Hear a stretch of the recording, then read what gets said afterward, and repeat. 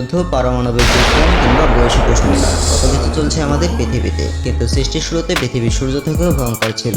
কিন্তু আজ পৃথিবীর এই অবস্থার কারণ কি বা কারা? উত্তরটা খুবই সহজ এবং সবার জানা। হ্যাঁ, আমরা মনুষ্য প্রজাতি। কিন্তু আপনি কি জানেন পৃথিবীকে আজকের অবস্থানে আসতে কত সময় লেগেছিল? আর এই দীর্ঘ সময়ে তাকে কি কি বিপর্যয়ের সম্মুখীন হতে হয়েছিল? এটা জানার জন্য আমরা চলে যাব সৃষ্টির একদম শুরুতে। না, এখনো আরেকটু পিছনে।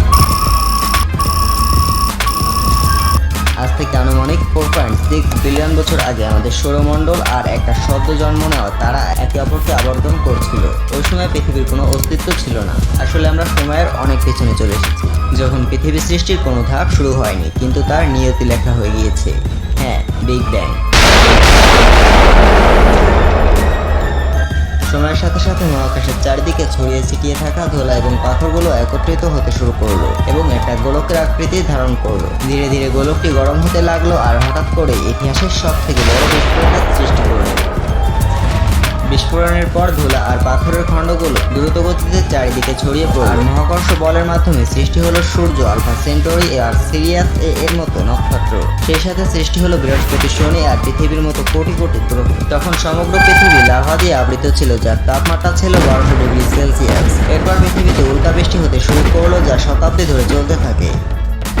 এই উল্কার আঘাতে কিলোমিটারের পর কিলোমিটার বিস্তৃত লাভার নদী তৈরি হয়। ঠিক তখনই নেমে আসে আর একটা বিপর্যয়। কেয়া নামক একটা গ্রহ 15 কিলোমিটার পার সেকেন্ডে পৃথিবীর বুকে আছড়ে পড়ে, যার কারণে পৃথিবীর এক অংশ ভেঙে গিয়ে জন্ম হয় চাঁদের। 30 লক্ষ বছর পর সৌরজগতের গ্রহ এবং অ্যাস্টেরয়েডের মধ্যে মহাকর্ষ বলের মাত্রা বেড়ে যায় এবং এবার ভয়ানকভাবে উল্কাবৃষ্টি হতে শুরু করে, যার কারণে চাঁদের এই অবস্থার সৃষ্টি হয়। ইতিহাসে এই সময়টি দি লেট হেভি বোমার্ডমেন্ট নামে পরিচিত। তখন পৃথিবীর 1 ঘন্টা 24 ঘন্টা নয়, বরং মাত্র 6 ঘন্টা হতো। যদিও এর পিছনে কারণ ছিল চাঁদ, যা ওই সময় পৃথিবীর একদম কাছে অবস্থান করছিল। তবে চাঁদ খুবই দ্রুত গতিতে পৃথিবী থেকে দূরে সরে যাওয়ার কারণে পৃথিবীর গতি কমে যেতে থাকে।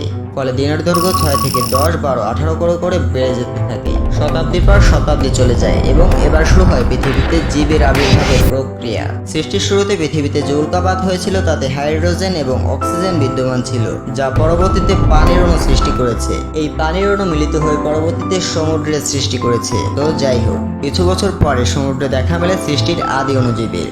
বিজ্ঞান মতে তখন সমুদ্রের নিচে কিছু উদ্ভিদ জন্ম নেয় এবং তাদের মিথস্ক্রিয়ার মাধ্যমে হাজার হাজার বছর কেটে যায় এবং পরিবেশে সৃষ্টি হয় কার্বন ডাইঅক্সাইড এবং অক্সিজেনের। কিন্তু এবার সময় অন্য কারো, হ্যাঁ, ডাইনোসরের। এবার রাজত্ব শুরু করে ডাইনোসর। জমিনে, আকাশে বা পানিতে সব জায়গাতেই শুধু তাদের রাজত্ব ছিল।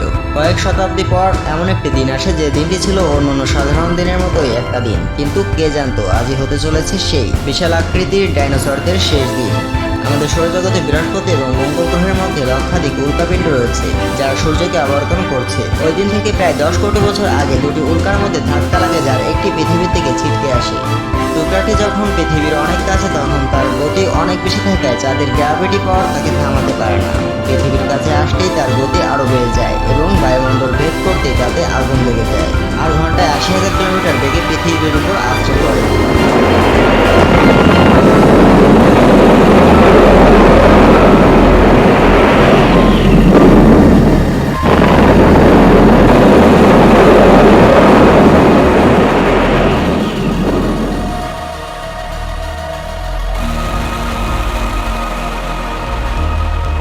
তখন পৃথিবীর এক পাশে রাত ছিল, কিন্তু উল্কাটি বায়ুমণ্ডল ভেদ করতেই সারা পৃথিবী উজ্জ্বল আলোয় ঘিরে যায়।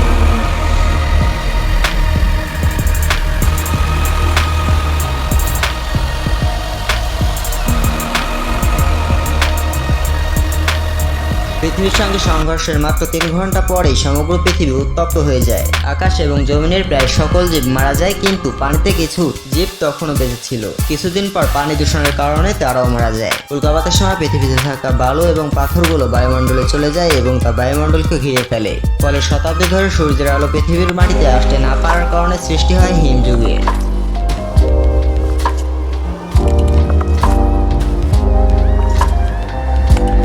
আর অবশেষে আমরা, হ্যাঁ, এবার আমাদের রাজত্ব শুরু হয়, যা 1000 বছর ধরে চলছে।